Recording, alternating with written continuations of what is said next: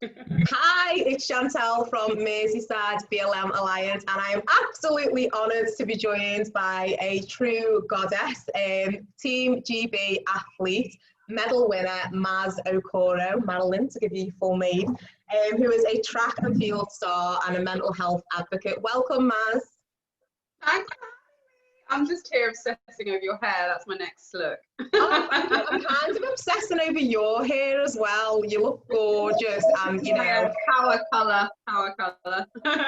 total arm envy as well. Like I'm just a bit obsessing over you. If I'm honest, you're gorgeous. So my first question, this week's theme is women in leadership and women Black role models. And for me, you fall under both of those categories because obviously you've led the UK into competitions competing for your country, and obviously you're an absolute role model. Like I couldn't think of a better role model. And you know, there's a lot of pressure when you use those kinds of terms. So with the whole Black Lives Matter movement, there's a lot of young Black women, particularly younger than me, who have been kind of thrust into leadership roles. I was speaking to an MP about this yesterday. So what advice would you have to give Black women in leadership positions, or young Black women who are finding themselves in the spotlight at the moment? My first bit of advice is just own it. You know, I think we find ourselves in these positions, and I'll just say, walk in your purpose on purpose, because it's just, you know, a lot of the time it's like people are afraid, like, oh my gosh, I don't want to lead, but why not? You know, I'm a Christian, and I just believe we're all on this earth for such a powerful purpose, and this movement is showing us that. And so that would be any person in a position of leadership is to just own it, you know, walk in your purpose on purpose, because people need you. People need what you've got to say and what you're about to do. And often it's not just for right now, it's for the generations to come. So that's my piece of advice. 100%. And I do, like you say, kind of, you know, just own your space, because I think something that I've realized is not everyone wants to kind of, you know, give you that space, and sometimes like you have to, like, a lot of people self-platform at the moment, a lot of Black Lives Matter advocates, young people in general, because there's not that much space, you know, in the mainstream media. So people self-platform, quite successful. So And I'm loving also, you know, we've got a voice, use it. You know, I'm just loving the fact that our voice is finally being heard, and we want it to be, you know, the norm, you know, so let's keep amplifying and encouraging each other. 100%. I love your voice. I do love your Facebook. I'm like that with your little sausage dog all the time. Same with yours.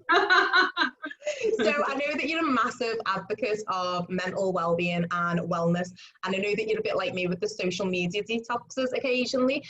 What have you got any tips and kinds of things that work for you? Because obviously, you know, you're an athlete, you work, which I've just found out as well, and I'm like, how do you fit all these things in?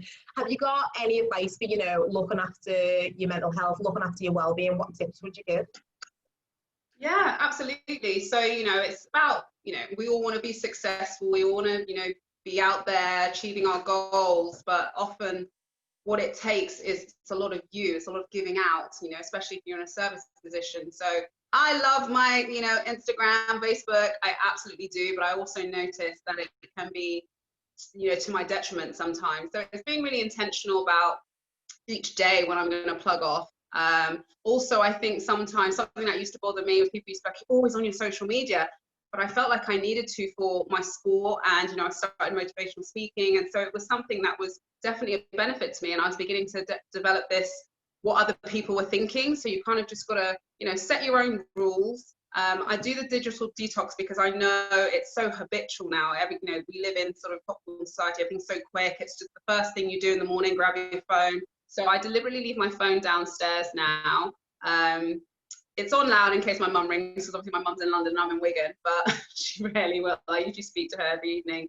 But I leave it downstairs just so it's not the first thing I do, because I feel like when I wake up in the morning, those are such precious moments, and I want to set my day up right, and I want to get into, you know, my meditation and my prayers and just set my intentions for the day. And then, you know, get onto technology because we're going to have it all day. But it's important to just, you know, for me, I know I have to delete it off my phone because, again, we've got that habit. We're used to just flicking through our emails. Oh, there's, you know, something's come up, notification. Everything's so instant and just comes at you. So I find when I am being intentional, I'm having a week or 2 weeks off, they have to go off the phone completely, and you can reinstall them whenever you want. Love it. That's what I do as well. I take them all off because I can't trust myself, because it's just a habit, isn't it? But you know yourself, and that's great. You know, I know what I'm like. So, and I'm just 0 to 100. If I'm going to do something, it's all in. I love that idea though, of putting your phone downstairs, because as you say, you do it for your alarm, but then once it's in your hand, it's like, oh, hang on a minute, I've got a notification, and then you get like, off, like exactly. Exactly. Yeah. And it can be just that one thing that sets your day off kilter, and you just think, oh man, why did I do that? Or, you know, when you're not going to check that email and then you do. So yeah, I've just decided it's got to stay downstairs. When I go to bed, that's me. That mine. Your bedroom, you know, it needs to be quite tranquil and peaceful. And I found like it wasn't, because of having technology in there. So I've taken all of that out just so I can settle my mind. That's brilliant. And do you feel the benefit of it as well?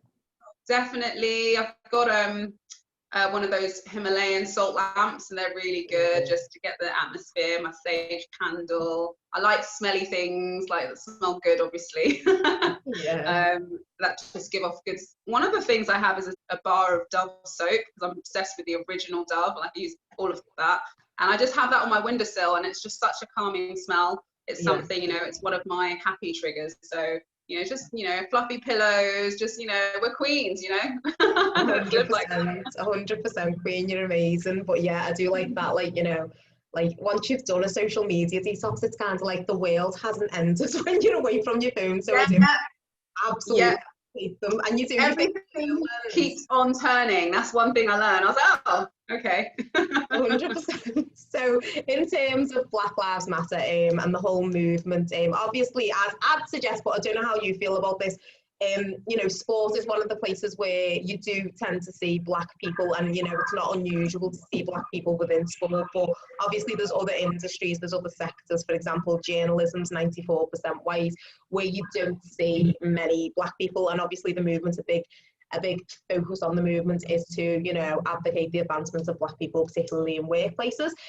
But in terms of you and blue sky thinking for the Black Lives Matter movement, what would the barometer of success be? What would you hope that we get from this movement for Black people, particularly in the UK? Okay, so first of all, I'm going to start with just thanking you, because you've been so amazing throughout this. And I live in Wigan. So, I mean, when I moved from London, everyone was like, where's that? And, you know, my mum rang me my first night, are there Black people there? You know? So I was looking for, you know, people to connect with for ages. And actually, a lady from my church sent me a post of yours on Facebook, and I've just been glued ever since. So that's really inspired me, watching, you know, you speak out, step out, and just own this, and it's encouraged me and fired me up to do what I can in my community. I think for me, because I've grown up as the only Black girl in lots of circles, you know, I went to all white boarding schools, and there were a few, but for a long time it was just me. So I got used to that, and I think what this has done, it's made me realize that my voice actually does matter. I didn't experience any racism until I was a lot older, and actually in the sporting world, to be honest with you. So I was very blessed in that sense. But then it's made me think, actually, was I just accepted because I was the sporty one or the good runner? And I remember I do a lot of speeches in schools, and one dad said to me, you know, basically, how does someone like you from Stonebridge Park in Northwest London, one of the roughest estate, end up, you know, at his precious boarding school with his children, kind of thing. And, you know, it's little things like that we just sweep under the rug. And I think the success for this movement now is that, one, those kind of things aren't going to happen, and they're not going to be accepted, and not going to be tolerated. I'm so proud of this generation as well, because they're not settling for that. I think my generation, I'm 35, I feel like we just accepted a lot because we were kind of tired, and, you know, but now they're seeing, actually, we need to challenge that. I've got amazing allies in, you know, lots of white friends. My partner's white. So I know that, you know, they just want to understand it from my experience, and, you know, all I can do is share my narrative and empower others to do the same. And that would be the real success, that, You know, I've got a beautiful little neighbor. She's 3 years old, Bridget. She's the biggest diva ever, you know, anyone's ever going to see. But, you know, the first thing she says to me, or she said to me when she first met me and continues to tell me every day, is, "You're so gorgeous, Auntie Maz." And that's just her looking into my soul. You know, it's not, you know, I'm just her Auntie Maz from next door, not, "Why are you brown?" Why, you know, which I get sometimes, you know, and the innocence of kids. But, you know, that's what I want. I want people to just not see color. I want her, she notices, she says, "Oh, you're going to wear your red wig today." You know, she's embracing my culture. We were dancing, you know, she loves a TikTok. She wants to do African dancing. She loves jollof rice, because everyone that knows me is going to taste jollof rice. And it's just acceptance. You know, we are all part of one race, and that's the human race above all. And I just love diversity. I love, you know, multiculturalism, and I just can't understand that people are being persecuted because of the color of their skin. It's senseless to me. So that's the success for me. It's just that, you know, we accept each other and live together. You know, it doesn't matter that you're not, I mean, we all bleed red at the end of the day. So, and just being able to have those conversations more and more, and for it to be the norm. In terms of sport, track and field especially is saturated with Black people. We always used to joke, imagine if we all went back to our home countries, you know. I don't know how many people on the team with me from Nigeria. I don't know if you know Annika Onora from Liverpool, Nigerian, Christine Nigerian, Tiffany Feeling, Nigerian, mainly the Igbo tribe, can I say? Yes. Yes, but there's, you know, however, go to the governance roles, you know, and the head coaches roles, where are we? Who's actually voicing our concerns, our needs? I'm an 800-meter runner.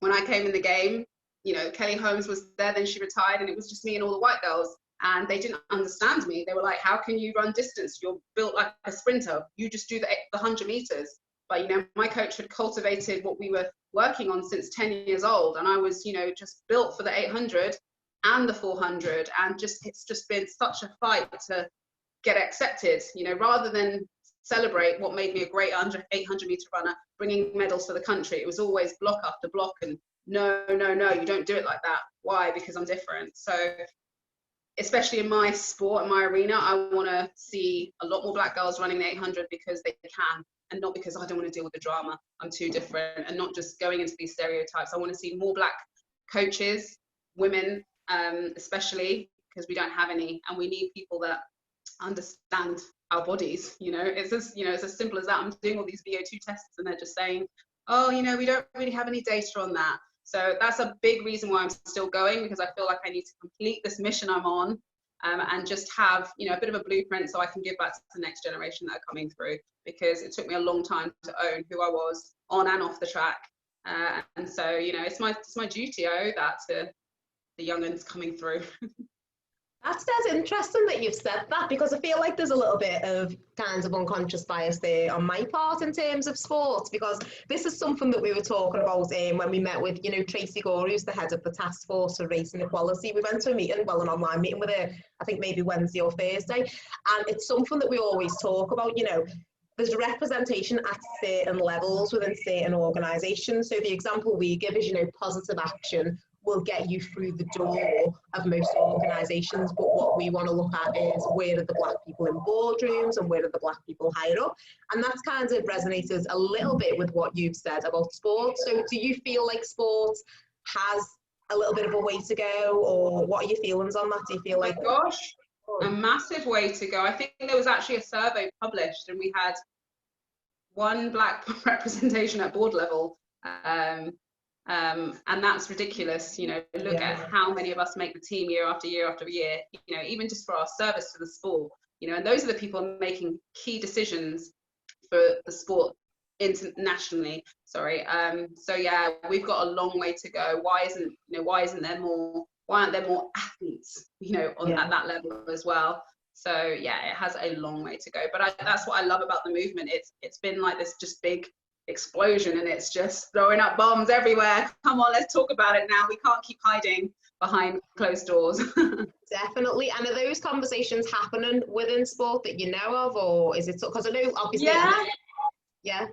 For the first time ever, I feel like the BOA, you know, approached us and actually asked my opinion, which, you know, I've been competing since 2006, two-time Olympian, Olympic bronze medalist, and they wanted to hear how I'd been affected, my experiences. So it's great. We've still got a lot of work to do in terms of making it transparent, and you know, what are they actually going to do with what they, you know, what we're telling them. I hope, you know, I don't want them to just be trying to save face and say, oh, we're doing something. No, there needs to be a lot of follow through. But the fact that you know, I've got direct communication now, is I can actually take accountability and chase that up. Like, hey, you know, I want to see the results. What's going to be the you know, the effects of this? It's not just about, you know, an email here and then having a conversation here.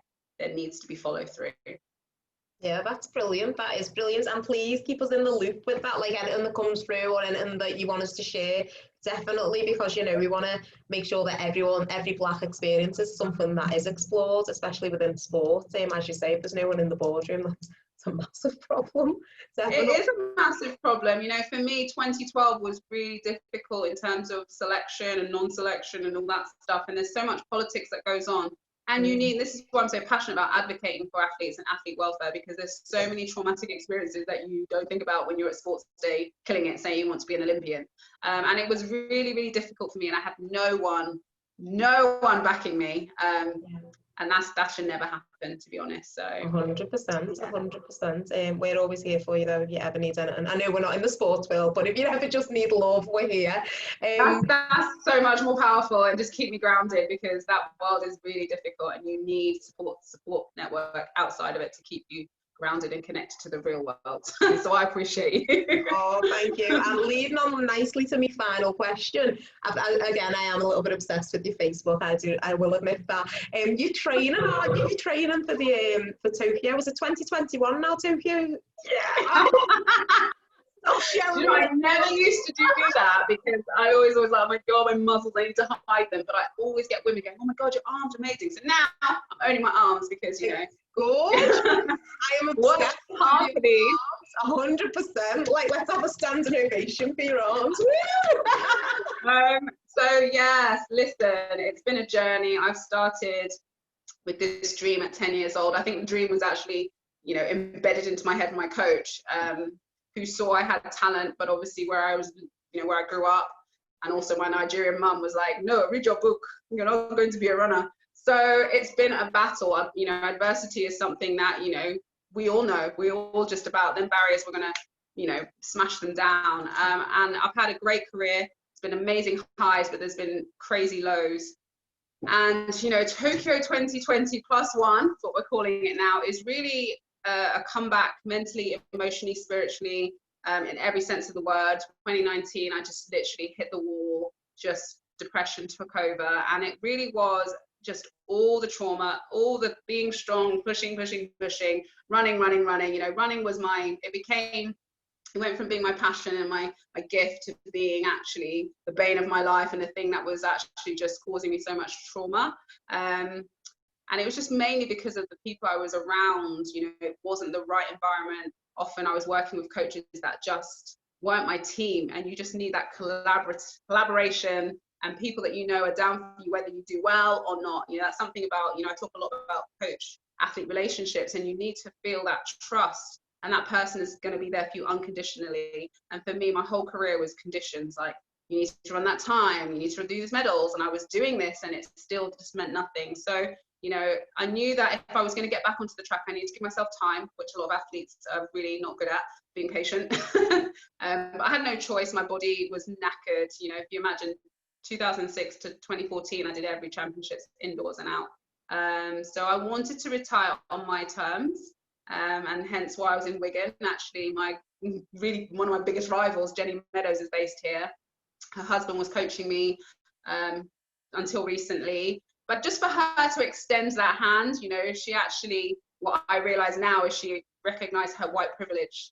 And she said, you know what, I always feared you because I knew you had just that thing that, you know, it's really hard to explain, but I didn't have it. I work hard, and I've got all the best physios, I've got the best, you know, all the opportunities, and I knew you didn't have that, and that's the only way I could beat you. So I thought that was really an amazing for her to humble herself and say that, and then to extend, you know, come up and train with us and meet the group, and, you know, let's see if this works. So I did that. It was great, and the community was lovely, but it wasn't the right community for me. The kids are very young. Obviously, I'm just in a different phase of life. And I had a lot of stress. So I literally just said to God, you know, if you want me at the Olympics, you're going to make it happen. and I felt like I needed a bit more stability in my life, so I got this job working for the Brick so I could pay my bills. But also what I found in this job was my sense of purpose again.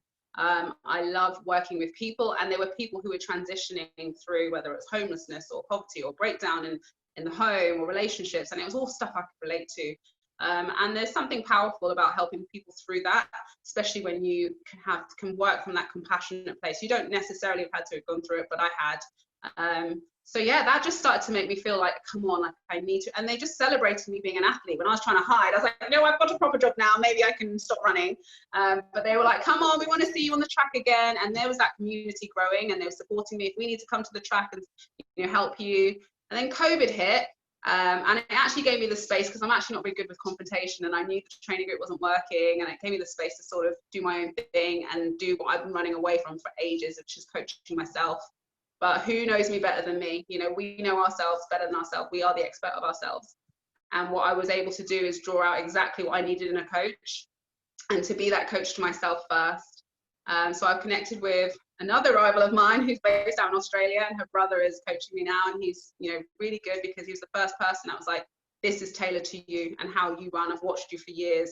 So I thought that was really special, because I felt for the first time someone was actually valuing me as an 800 runner. So that's been working out really well. I've been doing that 10 weeks now, feeling really strong. I just responded to it, and that's how you know when something's right. It's just smooth. And I got my motivation back. And so, yeah, Tokyo 2020 plus one is a go. I'm excited. I watched a Diamond League last night, and I was just like, man, I want to race. And that's how you want to feel. So I've got, I'm going to come out indoors, which starts in January. I need, all this whole kind of COVID stuff to calm down. I'm not trying to jump into no races just yet. But at 35, being given the blessing of more time, what more could I ask for? And I just wanted to, I think it's going to be really powerful when people see me step on the track again. It's going to give a lot of people hope, because injury is part of the sport. But I think we don't often talk about the injury of, mental health, which is very real and happens. You're constantly trying to come back from something, whether it's, a disappointment of a race or non-selection or loss of funding.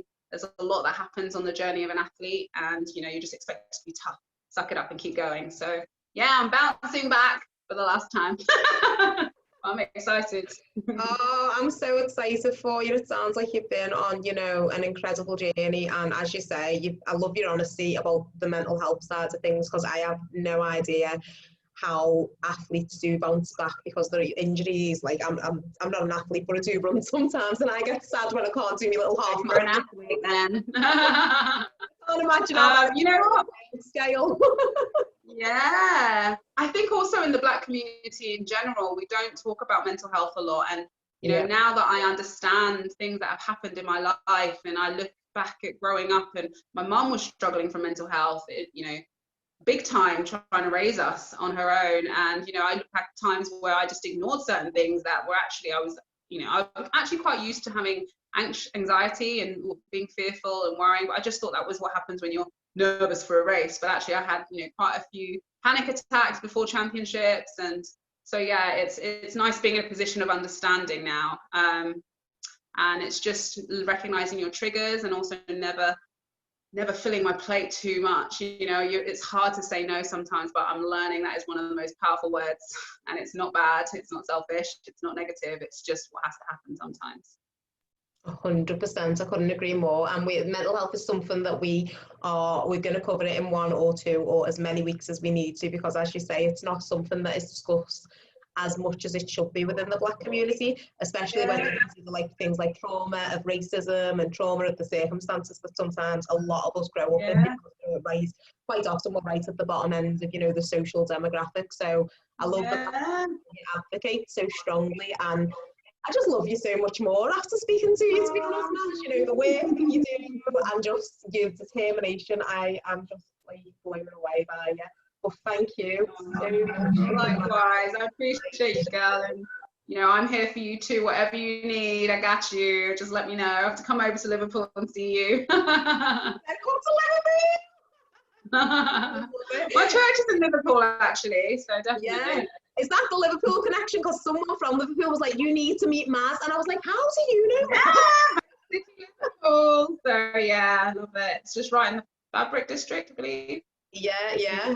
Oh, brilliant. But yeah, to a couple of services and then COVID hit, and I was like, I need to explore this city.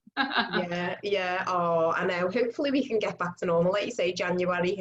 January's like the now. It was September. I think now everyone's like January. And let's just hope 2021's like, we'll all just forget about 2020 and act like it didn't happen. Listen, it's just, who could have written this, right? No, I know. But thank you so much for coming on. My pleasure. It's been amazing.